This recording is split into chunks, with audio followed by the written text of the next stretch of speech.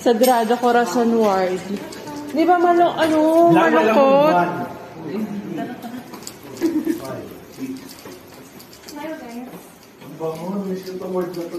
Hi. Nasaan siya dito? Ay, gano'n talaga ang gamit natin. Ay, ganun. Ito locker nyo ngayon. Hindi pala locker na nagyari ng gamit nyo. Nandito sa overhead sa toilet. Sige mo, sige po. Ayun lang yung dining mo. Ang tahimik, no? Mitigation area. May hugasan doon.